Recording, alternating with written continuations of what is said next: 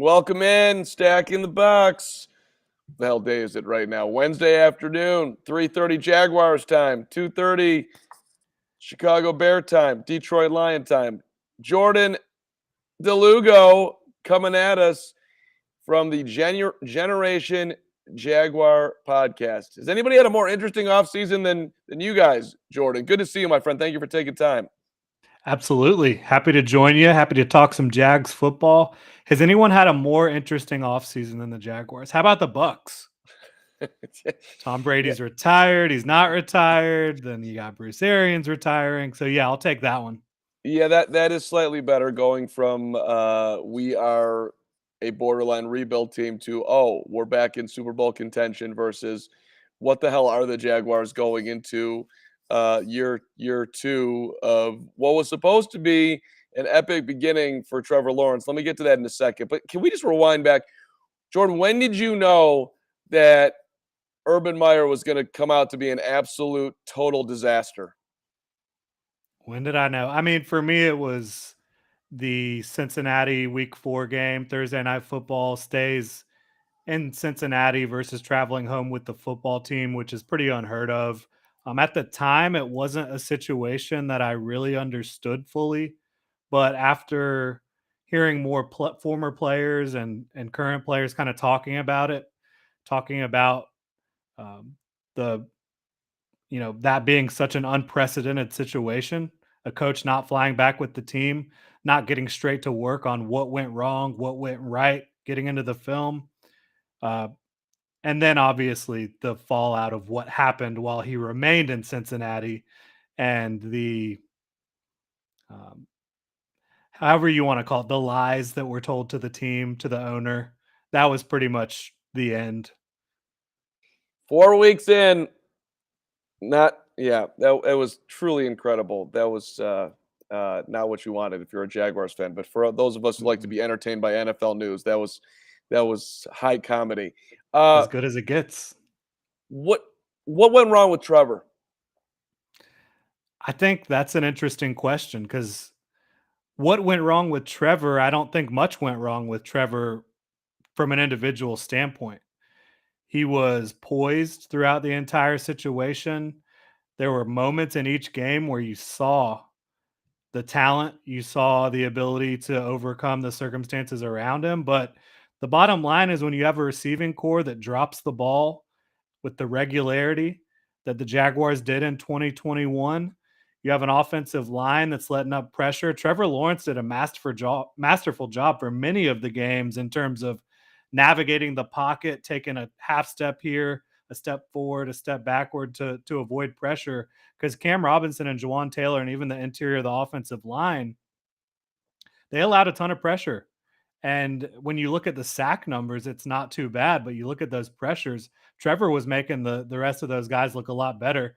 And then you have a defense that is up and down. You have less than ideal talent just in terms of the entire roster. You have some injuries happening, and you have the most toxic environment that I think any of us have ever witnessed in the NFL. And all that adds up to a very disappointing season. But like, is Trevor broken? Is Trevor has he lost confidence? I don't think any of those things are true. What do you think of this choice? Hey, Doug Peterson, please come and help us bond with this guy. We know he's talented. We know he's supremely talented. Do you like the choice, and how you feeling about it as it's kind of starting to settle in? Like, okay, this is the future right here. Yeah, it's still a long way to go.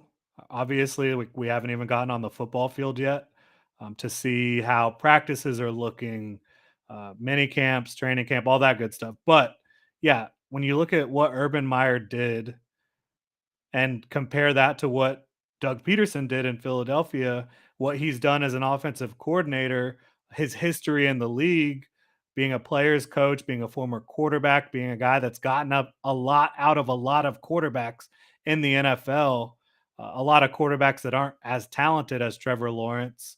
Yeah, you got to feel good about that in terms of his relationship with Trevor, how that's going to work out, and also just how he can be a player's coach, keep people accountable, push the envelope with being aggressive. And I think All that makes for a great hire, as everyone does. When an NFL head coaching job opens up, you start looking at the potential candidates to replace the guy, right? And Doug Peterson was at the top of my list with Jim Caldwell. I think he made a little more sense than Caldwell because Caldwell had been out of the league for a little while, had some health issues, was a little older. Maybe his offense became a little bit stale in Detroit at the end there, but he was a heck of a coach as well. But yeah, so Doug Peterson, from a coaching perspective, I don't think the Jaguars could have done a better job finding someone to work with Trevor Lawrence this offseason. Now, how they got to that point, that's an entirely different story. But the end result, landing Doug Peterson to lead your organization, I think you did a really good job. Right. I mean, it was like I call it a drunk car ride. I'm not, but hey, you at least you got home, not necessarily the way you wanted to go about your life, but at least you didn't. I don't even know if the Jaguars didn't hurt anybody along the way here. They What? probably did. Yeah, yeah. So, what I'm hearing from you here, listen, you have no doubt, even with everything that happened, that Trevor is going to be fine going forward here. If not even just better than fine. That hey, we have our quarterback. That is not something that we need to worry about at all. Right. No worries on the Trevor Lawrence end. Now the talent on the roster is still underwhelming overall in a lot of areas. So you have to worry about that. Obviously, Doug Peterson is adjusting to a new situation, a new organization, working with Trent Baalke, the general manager, who has a checkered past from San Francisco in terms of the relationships he had with the coaches he hired. So no, it's not all sunshine and rainbows. But when you look at Doug Peterson, you look at Trevor Lawrence, those are two pieces I think objectively anybody would be confident in moving forward. So let's go through some of the free agents. Brandon Scherf, okay, fine. Like we're talking about a five-time All Pro. We're talking about needs up front, protecting your quarterback. But we're also talking about a guy that's, not healthy often. So Right. there's that's part of the reason why he ended up with Jacksonville. Worthy risk in your mind? Certainly. You had Andrew Norwell, who was hitting free agency. You weren't super confident in repaying him to play left guard. AJ Can also hit free agency, and you have an opportunity to bring in one of the probably five most talented guards. Sure, there's been injury issues over the last 3 years, but injuries, it's hard to predict. It's impossible to predict, right? Sure, he could miss maybe a third of the games. That's probably been his average over the last 3 years. But when he's on the field, he's going to make you a better football team. And the Jaguars can't avoid players that are going to make them a better football team. I think that's universal in the NFL. Don't avoid players who will help you be better. Right. Uh, I think the biggest conversation point around the free agent's been Christian Kirk. You Hmm. overpaid. He wasn't worth 4 years, 84 million, and he's never been this number one wide receiver. But I don't know. Maybe you feel differently. What's your take on the Kirk signing? I like Christian Kirk in a vacuum. When I made the list of the receivers the Jaguars should target in free agency, he was on that list. I did not think it would be 18 million a year. Um, but at the end of the day, it's a 2-year contract where they can get out of it after 2 years. So it's essentially 2 years, 37 million guaranteed. After that, you're able to get out of it if you're not happy with the way he's performing, or if you want to make a big blockbuster move for someone else. But the Jaguars were in a very healthy cap situation. They are still in a healthy cap situation moving forward.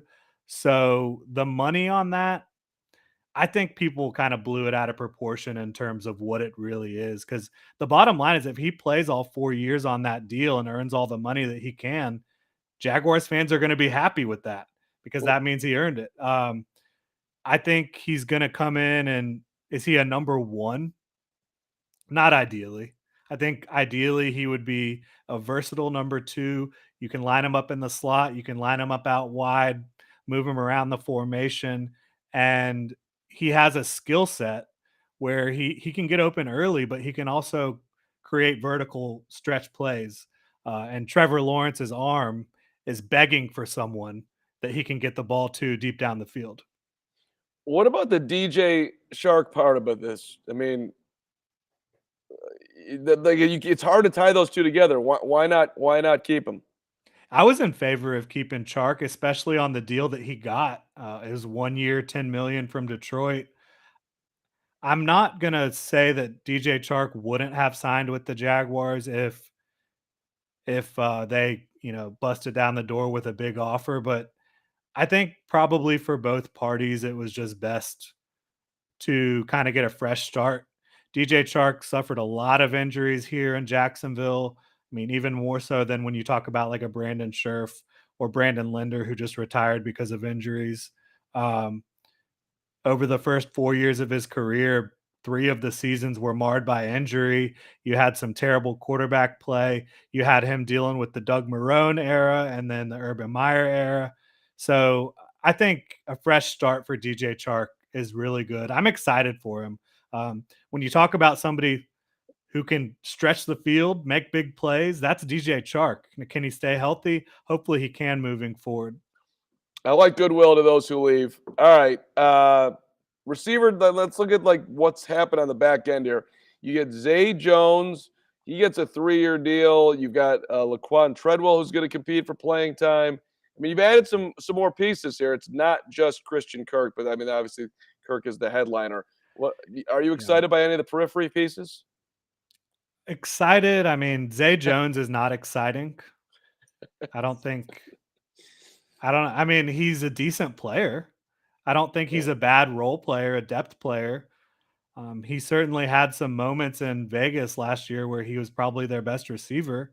So there was moments in Jacksonville last year where Laquan Treadwell was the Jaguars' best receiver. So would you rather have Zay Jones as your best receiver or Laquan Treadwell? Probably Zay Jones, but again, not saying much. Um, I think he should be a fourth or a fifth receiver on a good passing offense. So, and I'm not trying to bury the guy. He's 27. He's reliable in terms of his hands. He can do some things for you, but he's not moving the needle. And then Laquan Treadwell's not moving the needle, even though he's a very likable person. I think his journey through the NFL and staying positive despite being a former first round pick that couldn't stick around on a team, I really like Laquan Treadwell, but that doesn't mean he should be a starting receiver. So I think right now, if you entered a game right now, you'd have Christian Kirk, Marvin Jones, and Zay Jones as your top three. Maybe Laviska Shenault instead of Zay Jones. And Laviska had a disappointing sophomore season. So there's more questions than answers for the Jaguars at receiver. Christian Kirk feels like an answer, but you've got to use him properly. And the rest of the guys, a lot of questions. Evan Jordan, Ingram, y- he's got y- right? the highlight ability, right? He can go make big plays. He's always made a lot of catches every season of his career for a tight end, but he also puts the ball on the turf a lot and he's injured a lot. If you poll Jags fans, uh, and 1 to 10, what do you think of your owner? Where does Shad come out? Yeah, for fans, it's going to be a mixed bag. There's some people that really like the fact that he's willing to spend. He has been willing to spend on everything, more so than a lot of owners have been. Free agency, the stadium, all sorts of fun stuff. But you look at his negotiations with the city on things like, um, you know, expanding the sports and entertainment center around downtown. He's been a little bit stingy, maybe not fair in certain negotiations. Certainly, the team has been awful under his tenure. Since 2012, I believe they're like 41 and 120, something like that, since he's been the owner. So he has not found a sustained winner. And I think the bottom line is fans want to win. And if you can win, they're going to like you regardless of your business dealings. And he hasn't been able to do that. So I would say maybe a C. That might be generous. Yeah, and I like he. I don't know. From a distance, it's like you. For me, it's like you want to root for the guy. You look different than your normal NFL owner. You Mhm. seem like you want to be successful. You're not trying to hold up the franchise. You're not nickel and diming, to your point. Yet you also come across as a guy who just does not know what you're doing.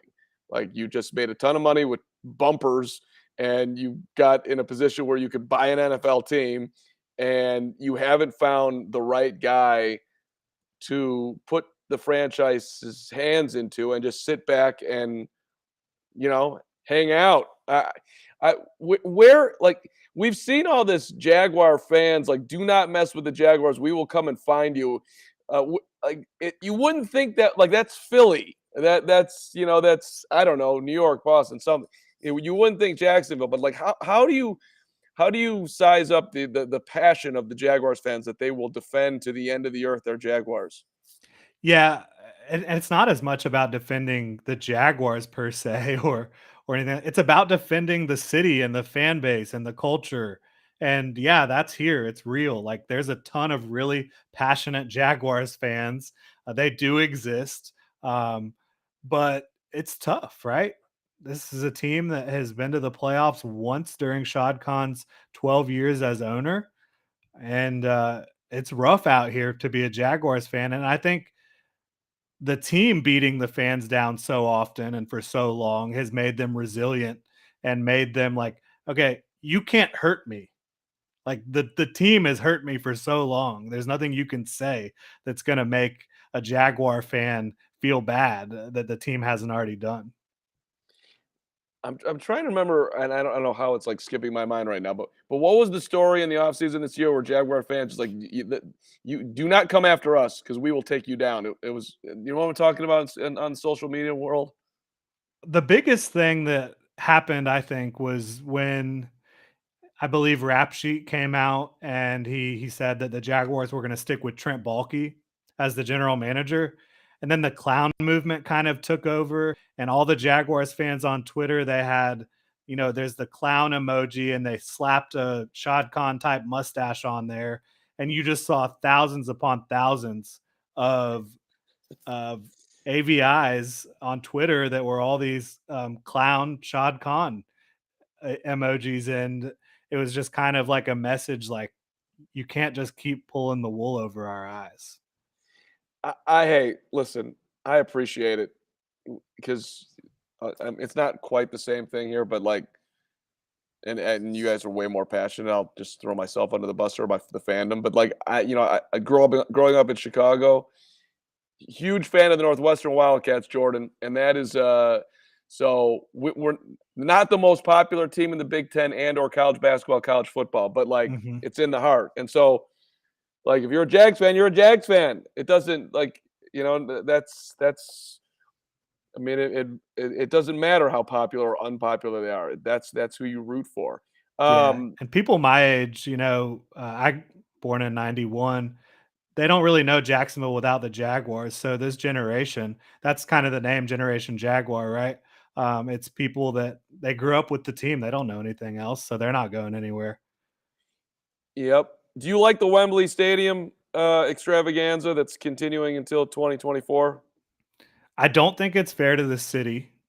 Yep. I don't think it's fair to the fans that, pay for season tickets, but just is it interesting? Like, is it fun to have a game that you're covering at 9 in the morning? And then the rest of the day is for, the rest of the NFL afternoon. Yeah, that's a lot of fun. Um, it brings in a lot of local revenue for the team, more revenue than the regular home games do. It brings Shad Khan to London for potential sponsorships, all that sort of stuff. So I get the business side of it. And from my perspective, covering it, like it's fun. It's fun to be done with the game at 12 o'clock on a Sunday and move on with the rest of your day. But yeah, I feel for the fans that are only going to have 7 home games in Jacksonville this year. Sure. Yep. Yep. Do you give the Jags any chance of competing in the AFC South this year? At this point, no. The draft is still yet to come, and they do have the number 1 overall pick. That's going to be the second most important pick that they've made in a long time behind last year because they were going after the quarterback last year, obviously. And they've got a lot of draft capital, a lot of means for improving the roster between now um, and opening day. But uh, yeah, based on 2021's returns, how can you be super thrilled with the roster? It's not like it's been a complete overhaul. They did bring in 7 free agents that they expect to contribute, and I do think they will, most of them in a positive manner. But this is still a team that was over the last 2 seasons 4 wins in 2 years, and now could some of these guys bounce back in 2022 because Urban Meyer's not around, the clown show's not around? Like, yes, I think some guys will, but I don't think you can just bet on everyone taking a massive leap solely because Urban Meyer's not in Jacksonville anymore. Yeah, let's wrap up where you just took us. Which I'm curious who you think they're going to take. Who you think they're going to take, and if that's who you think they should take. Yeah. I mean, everyone's saying Aiden Hutchinson, right? Right. I've been hearing that since, I mean, so the Jags, right? They tagged Cam Robinson and they brought in Brandon Scherf, and that's when everyone decided, okay, it's Aiden Hutchinson. But in Jacksonville, there's a few guys I've talked to that thought that Aiden Hutchinson was the leader in the clubhouse based on their sources inside the building, anyways. Before that happened, so it seems like it would still be Aiden Hutchinson. I think Aiden Hutchinson's going to be a come in, immediately be a culture guy, a tone setter. I think he's going to stop the run for you. I think he will be a quality pass rusher. I would not take him because I think Evan Neal's the best player in the draft. He would help Trevor Lawrence. He would help the offense immediately. No question about it in my mind. And you can play him wherever you want outside of center on the offensive line. I just think he's the best player there is. I love it. Let's throw a little controversy on stacking the box here. Jordan saying Evan Neal. Let's get Bama in here. Enough with Aiden. From my standpoint, it's too bad there isn't a number one quarterback out there that the Jaguars could trade out of it and add, Oh, a bunch of people. absolutely. Yeah, if they That's could add 2 first-round picks and a trade back, I think that would yeah, definitely be the way to go. right. I mean, when you're in this position, I think that's pretty clear. Um, yeah. Well, we shall see. We shall see on that part of it, which way they go. I had one more angle on the draft here that is somehow just I it outside of like when you I guess just biggest needs right now in your mind. If you were going to list them, how would you go that way? Yeah, I think what the team would think are their greatest needs, I don't think they think tackle is a need because they like Cam Robinson. They like Jawan Taylor, who has really struggled over the last couple of years at right tackle. And they like Walker Little, who they drafted last season in the second round. And I like Walker Little as well. So I can't blame them for that. But I think they would be looking at the linebacker position, um, next to Foye Oluokun, who they brought in this offseason. Tackling Right after machine. they brought in Oluokun, they released Miles Jack. He's up in Pittsburgh. He'll probably thrive up there. Um, and then yeah, linebacker, but I think pass rush and wide receiver for my money are the 2 biggest needs. I think wide receiver is probably more important because you wasted Trevor Lawrence's rookie year. You cannot let that happen again, even if you have to do something drastic to go land a potential true number 1 receiver, whether that's via trade, via the draft, via trading up in the draft back into the first round to land your guy. You've got to land someone for Trevor Lawrence that's going to be a legit star. And that legit star can not only help Trevor, but also help Christian Kirk. Because Kirk, if he is the sole number 1 type receiver, is not going to play as well as he would be if he was in a more complementary role. It's going to help everything out. That's what they've got to do. But they've also got to help Josh Allen in the pass rush out. I'm not going to avoid that. I'm not going to ignore that. They need to be able to get more pressure on the quarterback.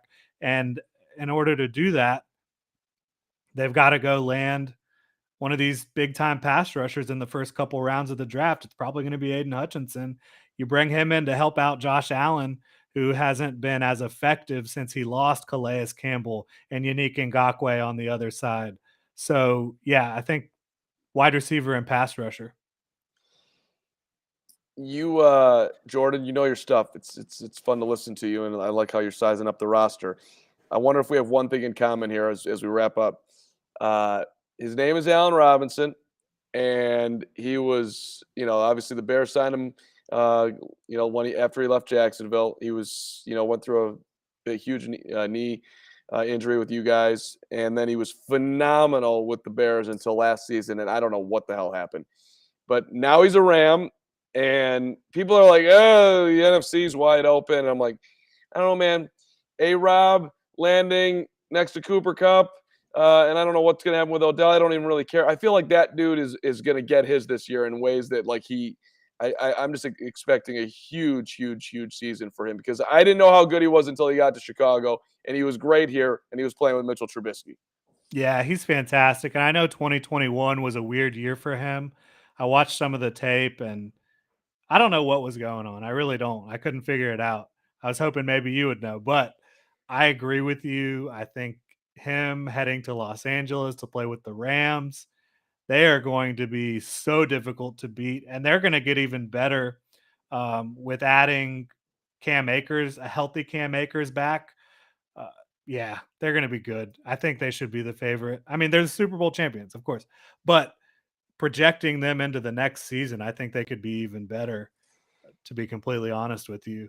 And yeah, I think Allen Robinson, it was so interesting. Like the Jags and Lions, it came out were the top two teams pursuing him early. And then it just kind of fell apart for whatever reason. He ends up getting less money than Christian Kirk. And I get that Robinson has had injuries and he's coming off a down year. He's closer to 30 than Christian Kirk is, but that's a true outside starting receiver right there. I think Right. the Rams got a steal. So do I. And Jacksonville should know it too. Like you know who you're pursuing. The dude drops nothing, Mhm. and some of the more amazing catches you'll see. Yeah, some I of the don't think. best hands in the league. Yeah, people. It's like if you haven't watched him week in and week out, you really don't know because he hasn't been in any situation where it could really underline his talents. Yeah, But if Blake you're watching, Bortles, Mitch Trubisky, right. uh, Shit ass throw, 1 inch off the ground. No one's catching that. A-Rob's making the yeah, play. I yep. mean, it happened all the time. All right, Jordan, good stuff, man. Great to appreciate you making time, and we'll see, you guys are kicking off the draft, so we'll see how that all starts off here come the end of the month here. Yeah, we'll And have to get back and talk about what the Jags end up doing. yeah, absolutely, absolutely, and appreciate the passion of your whole fan base. You leading it today, Jordan. So thanks for being on Stack in the Box. Awesome. Yeah, I really appreciate you having me on. It's great chatting with you, and hopefully we can do it again soon. Absolutely. Thank you for watching, everybody. Hit that subscribe button. We like to move around the league, and it was awesome to stop in with Jordan today. And of course, you can subscribe to Jordan's podcast, the Generation Jaguar podcast. We'll see you next time.